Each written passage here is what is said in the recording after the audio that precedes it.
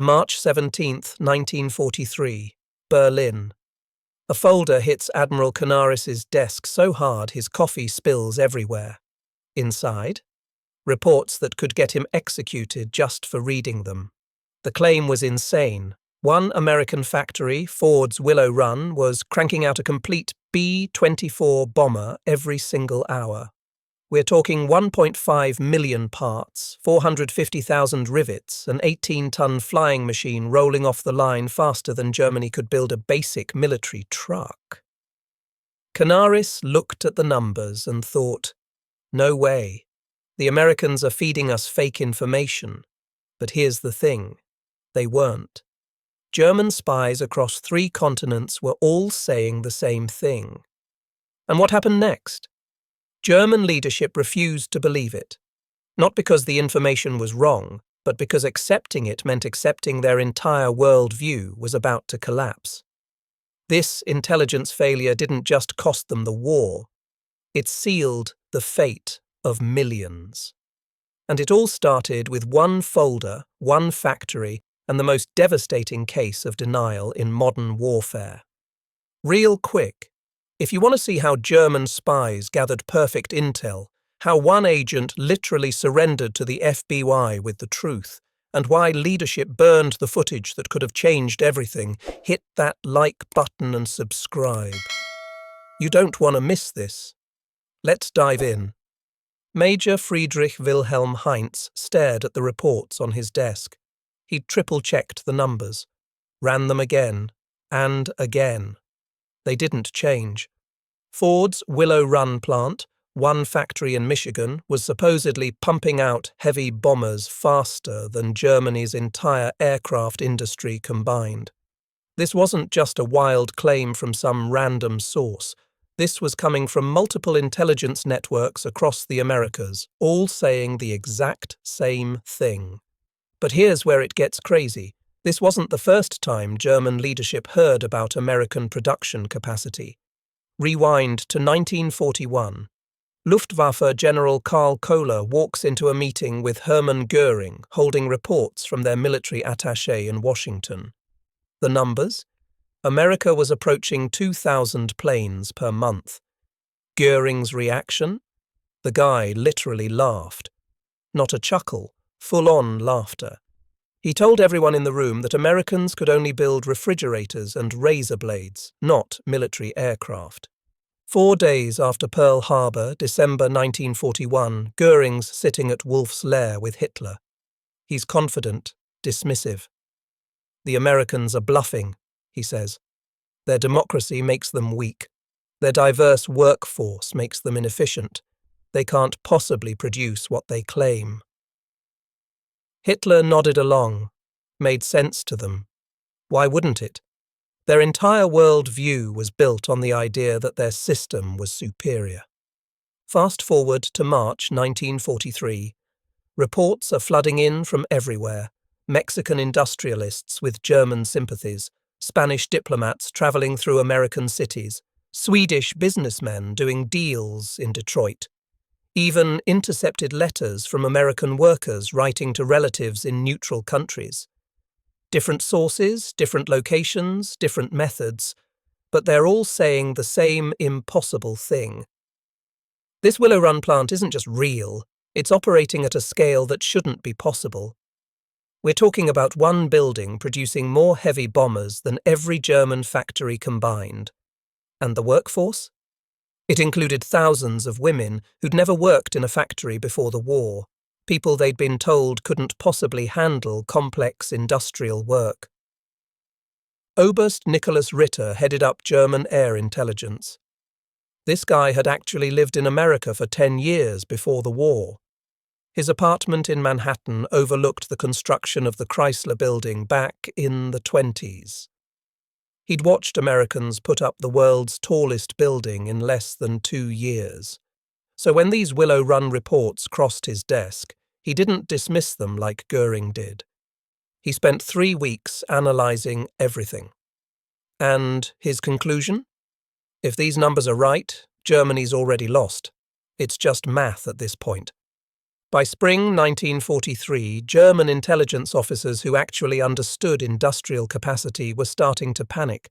The numbers kept rolling in from all over: Mexico City, Washington, Stockholm, even Tokyo. The Japanese were running their own intelligence and coming to the same conclusions. One factory, 17 independent sources, all saying Ford was cranking out a B-24 Liberator every single hour at peak production. February 3rd, 1943, Mexico City. There's a reception at the German-Mexican Commerce Association, and American oil executive Harold Morrison is having a good time. Few too many tequilas, loosening up, and he starts talking about this factory tour he just took. Ford invited him and some other investors to check out their new Willow Run facility, show off what they're capable of. Morrison's impressed, wants to share what he saw. Problem is, he's sharing it with the wrong crowd. Wolfgang Blau's standing there, playing the part of an Argentine leather merchant. Friendly guy, asks good questions, seems genuinely interested. He's memorizing every single word Morrison says. Because Blau, he's a German agent, and Morrison's about to hand him the intel of a lifetime. "Gentlemen," Morrison says, pulling out a pencil, "what I saw defies description." He starts sketching on a napkin. The building's so massive that clouds actually form inside it. Not kidding, it rains inside the factory sometimes. The assembly line stretches over a mile long. They've got 42,000 workers in there, and here's what blew Morrison's mind. Thousands of them are women. Women who were making breakfast for their kids a few months ago are now installing hydraulic lines in bomber tail sections. He explains how they've broken down the B-24 into these sub-assemblies that converge from different directions like rivers flowing into the sea. Wing sections coming from one side, fuselages from another, tail assemblies from a third. Everything meets at exact points along the line. Blau asks casually, trying not to sound too interested, about production delays and breakdowns. "You know, that kind of complexity has to cause problems, right?" Morrison laughs. That's what Consolidated Aircraft thought. They mocked Ford, said you can't build planes like cars. But Ford broke the bomber down into 60,000 separate operations. Each worker does the same task over and over until they're perfect at it. Training? Days, not months. Meanwhile, something even bigger's happening in Washington. March 1943. Spanish Colonel José Ungria's at a reception at the Argentine embassy. Spain's officially neutral, but Ungria's been secretly feeding intel to Germany in exchange for tungsten shipments. And tonight he meets Charles Sorensen, Ford's production chief, the guy who actually designed the whole Willow Run operation. Sorensen thinks he's talking to a neutral diplomat who might want to buy aircraft after the war. So he talks. Freely. Sorensen tells Ungria about visiting Consolidated's San Diego plant back in 1940. They were building B-24s outdoors in the California sunshine, each one different from the last, taking 180,000 man-hours per aircraft. Sorensen knew they could do better. He spent one night in his hotel room sketching out the entire production flow. The concept was simple but revolutionary. Don't have workers swarm over a stationary aircraft. Move the aircraft past stationary workers. Each person performs specific tasks repeatedly, achieving perfection through repetition. Ungria asks about workforce challenges. Sorensen's proud of what they've built. We've got an apprentice school training 8,000 workers every week. Women make up 40% of our workforce. They're actually better at detailed work. Smaller hands for tight spaces, more patience for repetitive tasks. He talks about how they're using every available person they can find. Boys of 16 managing supply logistics. People who'd never set foot in a factory now operating sophisticated machinery. The reports keep coming from everywhere. Swedish engineer Erik Lundberg tours the plant, comes away stunned. He reports back about 1,600 specialized machine tools, many designed for single operations, the capital investment staggering, maybe $200 million just for tooling. Then there's a coded message from Japanese Commander Toshikazu Omi to Tokyo. German intelligence intercepts it. His assessment? This single factory produces more aircraft monthly than Japan's entire aviation industry. By April 1943, it's not just rumours anymore. German intelligence has compiled information from 17 different independent sources: Mexican contacts, Spanish diplomats, Swedish businessmen, Japanese military observers, Turkish channels, Argentine connections, all of them confirming the same numbers. Willow Run alone, just this one plant, is producing 650 B-24s every single month at peak. And when you add in the other American B-24 production facilities, they're pushing out over 1,400 monthly, every single month. Canaris needed something more than second-hand reports from businessmen at cocktail parties. He needed someone on the ground in America who could get direct access to these facilities. So in June 1942, he authorized Operation Pastorius, a mission to insert German agents into the United States via submarine. George John Dash was picked to lead one of the teams. This guy had lived in America for 20 years before heading back to Germany in 1939. He knew the country, understood the culture, spoke perfect English. When Canaris briefed him personally, the orders were specific but unusual. Yeah, there was talk about potential sabotage targets, but that wasn't the priority. The real mission? Gather intel on aircraft production, get photographs, employee counts, shipping records, anything that would make the numbers undeniable. Early morning, June 13th, 1942. Submarine U-202 surfaces off Amagansett Beach on Long Island. It's still dark. Dash and his three-man team come ashore carrying explosives and fake documents. They bury the equipment in the sand, change into civilian clothes, and disappear into New York. The plan's in motion. Except Dash can't stop thinking about what he already knows. He's seen American automobile factories before the war. He's watched them pump out cars at rates that would have seemed impossible to European manufacturers. And now they're applying that same industrial philosophy to bombers. He knows Canaris is right. He knows the numbers are real. And he knows what that means for Germany. Within days, Dash makes a decision that'll shock everyone. He walks into FBI headquarters in New York and surrenders, just walks right in. His team's still out there thinking they're on a secret mission, and their leaders, sitting across from FBI Special Agent Charles Lanman, spilling everything. The interrogation reveals something that catches the FBI completely off guard. Lanman asks the standard questions about the sabotage mission, the explosives, the targets, but Dash keeps circling back to something else. Canaris told me Berlin doesn't believe your production figures, he says. The whole thing about potential sabotage? That was almost secondary. What Canaris really wanted was undeniable information. Photographs, documentation, hard numbers that would force Göring and Hitler to accept reality. Lanman's trying to wrap his head around this. Wait, they don't believe we're producing a bomber an hour? He sounds genuinely confused, like this isn't classified information. American newspapers are writing about it. Newsreels are showing footage. Politicians are bragging about it. How could German intelligence not believe it? Dash lets out this bitter laugh. Agent Lanman, I lived here for 2 decades. I've seen what your factories can do. I watched you build the Chrysler building in less than 2 years. If Ford could produce a complete automobile every single minute before the war started, why couldn't they produce a bomber every hour during it? He shakes his head. I tried explaining this in Germany. I told them what American industry was capable of. You know what they called me? Defeatist.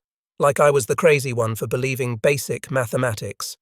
The FBI's sitting on this information, realizing that German leadership is operating under a completely false understanding of American industrial capacity. They're making strategic decisions based on assumptions that are wildly wrong. Daesh's mission was literally about getting someone to believe the truth, not spreading propaganda, believing reality. April 20th, 1943, Hitler's 54th birthday. Canaris gets summoned to Karinhal, Göring's hunting estate north of Berlin. He's carrying a briefcase full of reports, photographs, and intercepted documents. This is his shot. He spreads everything across Göring's oak table. Photographs of the assembly line, intercepted shipping manifests, reports from 17 different sources: Mexican, Spanish, Swedish, Japanese, Turkish, Argentine. He lays it out. Herr Reichsmarschall, we have confirmation from 17 independent sources. Ford's Willow Run plant is producing one B-24 Liberator every hour at peak production, consistently since January. Göring picks up one of the photographs showing the assembly line stretching into the distance. Workers everywhere, aircraft in various stages. He looks at it for maybe 10 seconds and tosses it back. Canaris, do you take me for a fool? These are obviously wooden mock-ups, props for propaganda. This plant probably produces 50 bombers monthly, at most. Canaris tries another angle. Intercepted manifest showing aluminum shipments to Willow Run. Herr Reichsmarschall, they're consuming £16 million of aluminum monthly at this one plant. That's more than our entire national production. Göring laughs. Then where are they getting this aluminum? You've been deceived by American propaganda. A week later, Wolf's Lair. Hitler's there with Generals Jodl and Keitel, Goebbels too. Hitler's studying maps of the Eastern Front barely looks up when Canaris starts. Mein Führer, if the Americans are producing 1,400 B-24s monthly, plus B-17, plus fighters, plus British production, the aerial bombardment will soon exceed our defensive capabilities. Canaris is choosing his words carefully. He's risking everything. Hitler's response is exactly what he feared. Admiral, the Americans are capable of mass production of simple goods, automobiles, refrigerators. But a bomber isn't a car. It requires precision, skill, dedication. It took us 6 years to prepare for war. They claim this in 16 months. It's impossible. Jodl tries to do the math. Mein Führer, even if we accept 1/4 of these figures, Hitler cuts him off. The figures are false. The Americans entered the war in December 1941. Building this factory and achieving this production in such time defies reality. Here's what makes this insane. Canaris had obtained actual film footage of Willow Run in operation, 5 minutes smuggled through Switzerland. He and Hans Oster watched it in a locked room. The camera travels along the entire mile-long assembly line. B-24s in every stage moving past at steady pace. Workers performing tasks with mechanical precision. Clock visible in shots confirming the timing. Oster whispers, "My God, it's true." Canaris pulls out his cigarette lighter and sets the film on fire. Just burns it. Oster's shocked. Why? This is exactly what we need. We cannot show this to them, Canaris says. They would accuse us of creating fake footage, or worse, say we're traitors spreading defeatism. Either way, we're finished. November 1943. A Spanish diplomat gets aerial photographs of Willow Run to German intelligence. Analysts spend weeks studying them. They count 12,000 cars in the parking lots, 3-shift operations running around the clock.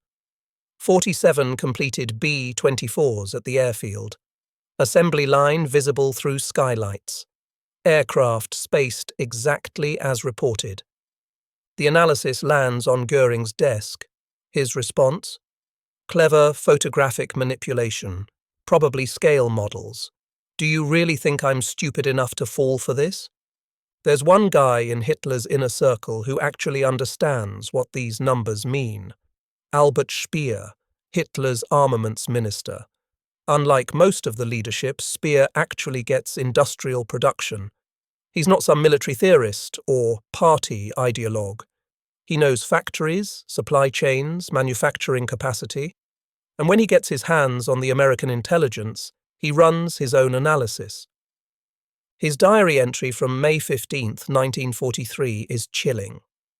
If the Willow Run figures are even half accurate, we face annihilation, not defeat. They produce more aircraft in a month than we do in a year. Then he writes something that shows just how trapped he is. But I cannot speak this truth. To do so would be my death warrant. Think about that. The guy responsible for Germany's entire war production knows they're finished, and he can't say it out loud because he'll be executed for defeatism. Dr. Otto Ohlendorf, who heads up SD Inland and actually understands economics, does his own analysis. His report to Himmler in December 1943 lays it out in brutal terms. The Ford Motor Company's peacetime production in 1941 was 1.1 million vehicles. They've converted this capacity to bomber production. At current rates, by June 1944, the Americans will be able to drop our entire 1940 London bombing tonnage every single day. Every single day. That's not a war you can win through willpower or superior tactics. That's mathematical certainty. Christmas Eve, 1943. Canaris receives intelligence showing American production projections for the coming year. The numbers are staggering. They're planning to build 18,000 B-24 Liberators, another 12,000 B-17 Flying Fortresses, 1,000 of these new B-29 Super Fortresses, 40,000 fighter aircraft. Total projected production for 1944, 86,000 aircraft. When Hitler sees these figures, his response is predictable. The Americans claim they will produce more aircraft in 1944 than all nations have produced in all of history. It's absurd. He doesn't argue with the math. He doesn't question the methodology. He just dismisses it as impossible because it contradicts everything he believes about American industrial capacity and the superiority of the German system. By February 1944, Canaris is done. He's removed from his position as head of Abwehr. The official reason? Suspected of defeatism and treason. Translation? He kept trying to make them understand the reality of what they were facing. His replacement is Walter Schellenberg, a Nazi loyalist who knows better than to contradict Hitler or Goering. Schellenberg's not about to risk his neck telling uncomfortable truths to leadership that doesn't want to hear them. So now you've got a situation where every professional intelligence officer who actually understands what's happening knows Germany's lost. They've got the information, they understand the implications, but the system's set up to punish anyone who reports bad news. You either tell leadership what they want to hear and keep your job, or you tell them the truth and get accused of treason. It's not an intelligence failure anymore. It's a system that's actively hostile to reality. February 20th, 1944. The Americans launch Operation Argument, what'll later be called Big Week. Over 1,000 heavy bombers hit German aircraft factories in coordinated strikes. For 6 straight days, they're dropping more bomb tonnage than the Luftwaffe dropped on Britain during the entire Blitz. Not over months, over 6 days. Luftwaffe fighter pilot Adolf Galland sends a desperate message to Göring. Herr Reichsmarschall, I've counted over 800 bombers in a single formation. These planes are real, and they're dropping real bombs. He's not reporting intelligence anymore. He's reporting what he's seeing with his own eyes while trying to defend German airspace. The theoretical argument's over.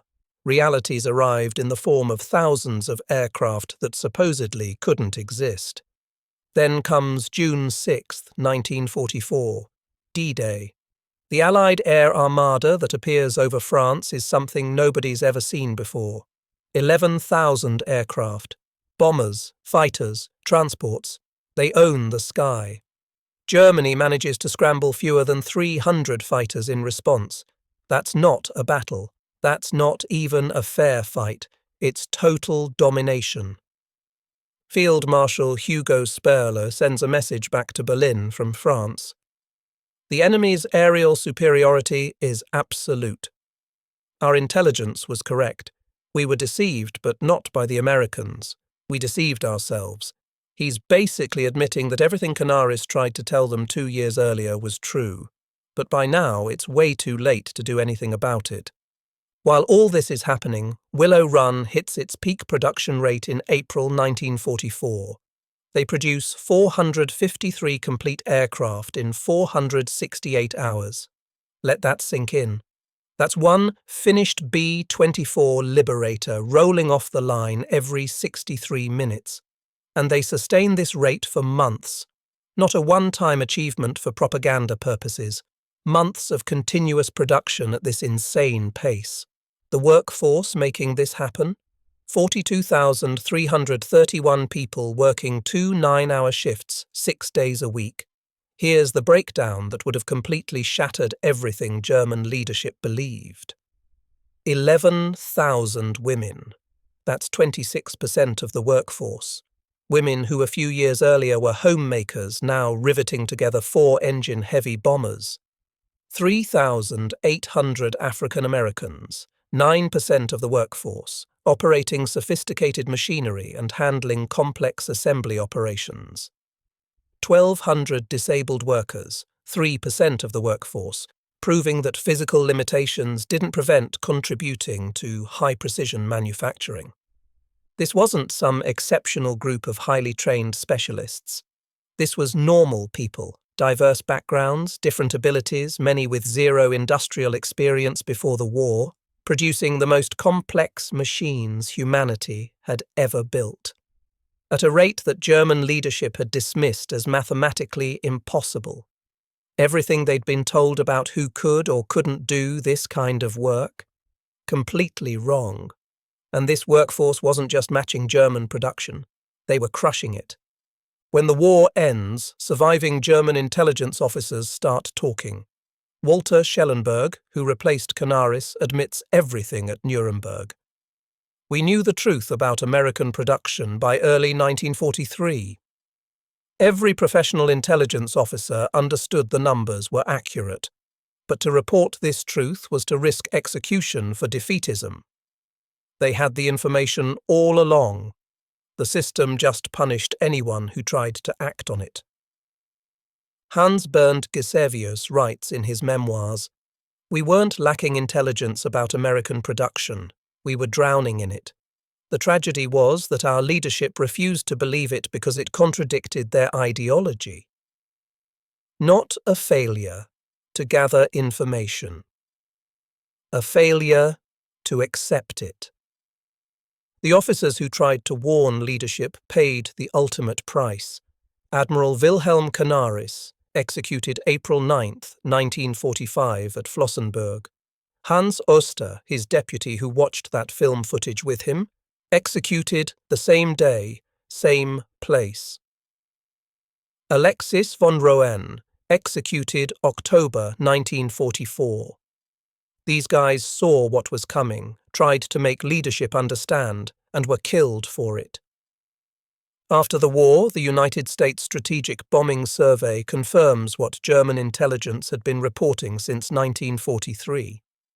Willow Run produced 8,685 B-24s between 1942 and 1945. Peak production, 650 aircraft monthly, sustained for months. Cost per aircraft dropped from $238,000 to $137,000.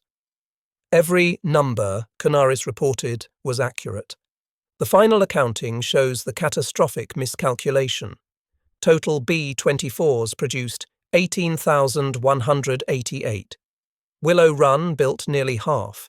Total B-17s, 12,731.